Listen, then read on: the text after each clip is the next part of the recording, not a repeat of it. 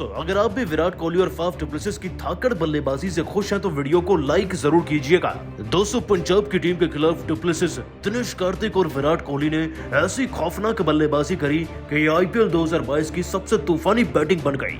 कैसे इन तीनों खिलाड़ियों ने मिलकर पूरे आसमान को चौके और छक्कों से भर के रख दिया था, ये तो आपको दिखाएंगे ही, लेकिन उससे पहले आप सभी को आज डु प्लेसिस, कार्तिक और कोहली में से किसकी बल्लेबाजी ज्यादा पसंद आई, नीचे कमेंट करके जरूर बताइएगा। दोस्तों, अब लग रहा है कि वाकई में आईपीएल 2022 शुरू हो चुका है। सुपर संडे के दोनों मुकाबले और दोनों धमाकेदार रहे।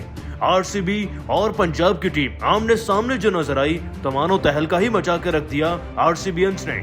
डीवाई पाटिल स्टेडियम में जब दोनों टीमें आमने सामने आई तो दोस्तों टॉस जीती पंजाब की टीम और मयंक अग्रवाल नए नवेले कप्तान ने टॉस जीतकर पहले गेंदबाजी चुन ली। लेकिन जो वो नहीं जानते थे वो ये कि सामने से विराट कोहली और नए कप्तान फाफ डु प्लेसिस जब मैदान पर आएंगे तो वो धोकर रख देंगे पंजाब की टीम को, और बिल्कुल वैसा ही हुआ। सलामी जोड़ी में ओपन करने के लिए अर्जुन रावत के साथ उतरे थे कप्तान साहब फाफ डु प्लेसिस। दोनों खिलाड़ियों ने शुरू से ही आक्रामक रवैया अपनाया। जहां देखते देखते रावत 20 रन तक पहुंचे तो वहीं कप्तान साहब तो एक कदम आगे थे, वो 30 पर पहुंचे। लेकिन 20 रन पर फिर अर्जुन रावत का विकेट गिर गया। पहला विकेट गिरने के बाद आरसीबी की टीम डगमगा जाएगी, ऐसा सबने जरूर सोचा होगा। लेकिन ये पुरानी आरसीबी की टीम नहीं है भाई साहब। जिस 7वें ओवर में विकेट गिरा था तब भी आरसीबी की टीम 50 के पार जा चुकी थी, और जैसे ही कोहली का साथ मिला डु प्लेसिस को, मानो कि मैदान में हमें डिविलियर्स और कोहली की जोड़ी ही नजर आ गई। दोस्तों, आज डु प्लेसिस ने डिविलियर्स तो छोड़िए, उस हर एक खिलाड़ी की कमी पूरी कर दी जो कि कभी आरसीबी में रहा होगा और उसने धाकड़ बल्लेबाजी करके दिखाई होगी। आज फाफ डु प्लेसिस ने बता दिया कि वो क्यों एक देश के कप्तान थे और वो कप्तान बनना डिजर्व क्यों करते हैं। आपकी जानकारी के लिए बता दें कि चौके और छक्कों की बारिश करते हुए फाफ डु प्लेसिस ने बड़ी तेजी से शतक की ओर अपने आप को मोड़ लिया। अर्धशतक तो छोड़िए, फाफ डु प्लेसिस ने अपनी पारी में इतने आक्रामक बल्लेबाजी करी कि उनका स्ट्राइक रेट 175 के पार था और उन्होंने चौके तो कम लगाए, 3 चौके लगाए, लेकिन 7 गगनचुंबी छक्के लगाकर कब में कब 90 रन बना लिए। किसी को कानों कान फनक तक नहीं हुई। और दूसरे छोर से विराट कोहली कौन सा कम थे, इस शूरवीर ने भी आज अपनी तलवार से पंजाब की टीम के खिलाफ धाकड़ बल्लेबाजी करते हुए बता दिया कि पुराने विराट कोहली आखिरकार कौन है। तो विराट कोहली का भी स्ट्राइक रेट 150 से ज्यादा का ही था और वो भी देखते ही देखते 40 रन तक पहुंच गए और उन्होंने भी 2 गगनचुंबी छक्के लगाए थे इस पारी में, वह चौके भी।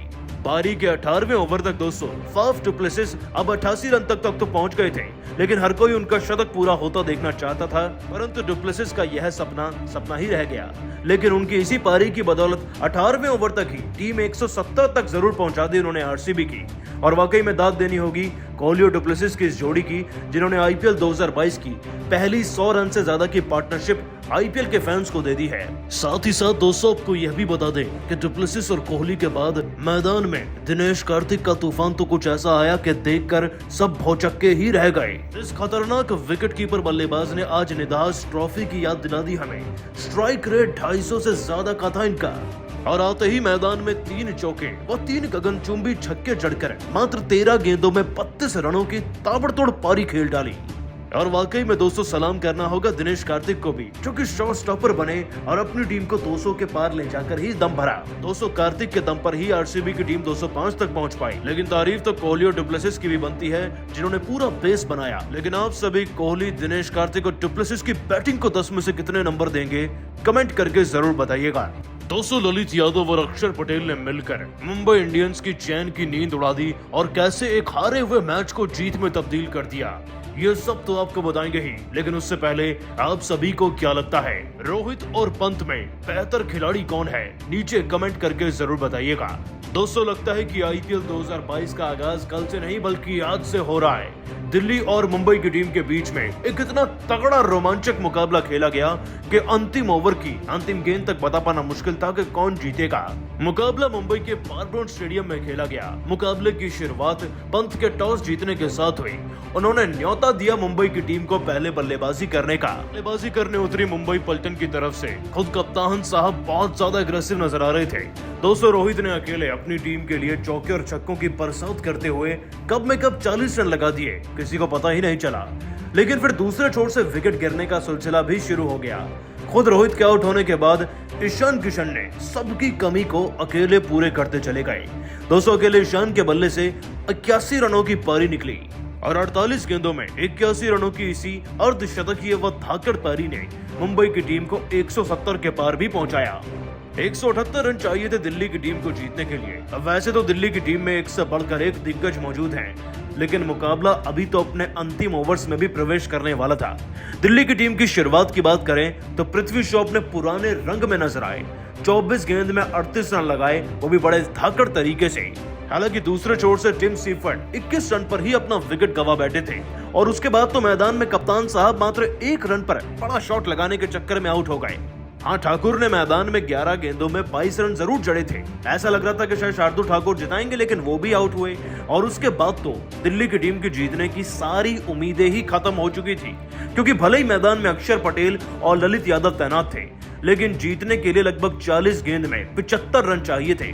लेकिन कहते हैं ना कि क्रिकेट अनिश्चितताओं का खेल है। आज बिल्कुल वही साबित भी हो गया।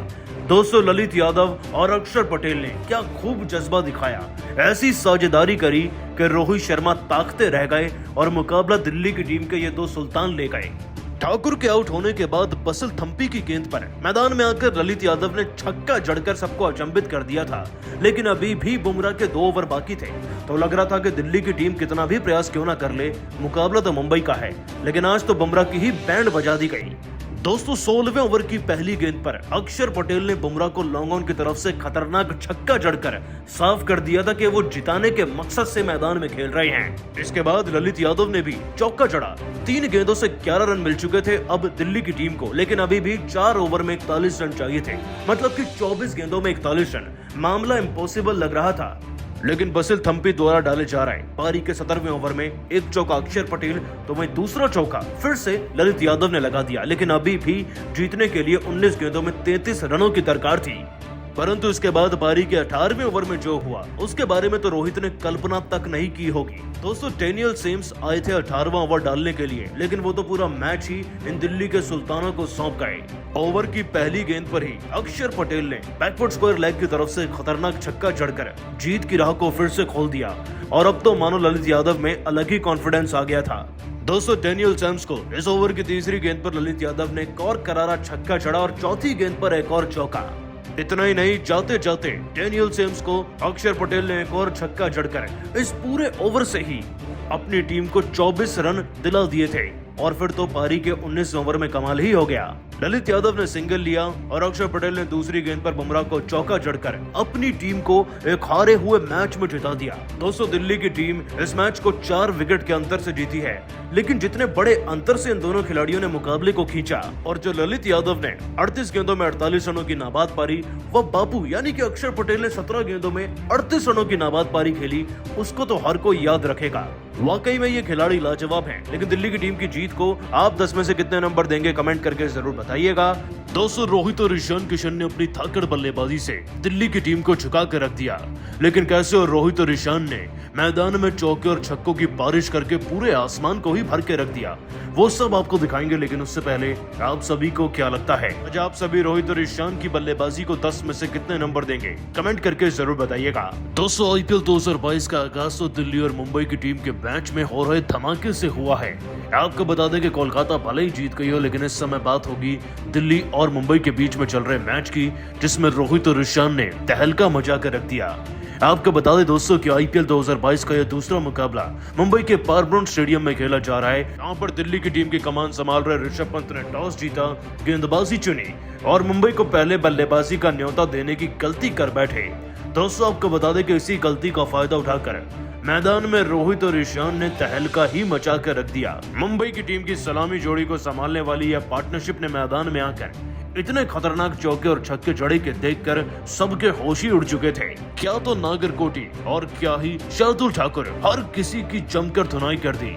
रोहित शर्मा ने चौके और छक्के जड़ने का ये कारवा इस मैच के पहले ही ओवर से शुरू कर दिया था। ठाकुर के इस ओवर की तीसरी गेंद पर चौका जड़कर और फिर आखिरी गेंद पर छक्का जड़कर रोहित शर्मा ने 2 गेंदों में 10 रन लगाए और अपनी मंशा व इरादे पक्के करके सबको साफ कर दिए। रोहित से मिले इसी कॉन्फिडेंस को भला ईशान किशन कैसे छोड़ देते। तो ईशान किशन ने भी अगले ही ओवर से चौके व छक्के जड़ने शुरू कर दिए। दूसरे ओवर में ईशान किशन ने खलील अहमद को चौका चढ़ा और ठाकुर को जब उनसे आमना सामना हुआ तो तीसरे ओवर की आखिरी गेंद पर लॉन्ग ऑन की तरफ से छक्का जड़कर ईशान किशन ने भी सबकी बैंड बजाना शुरू कर दिया था।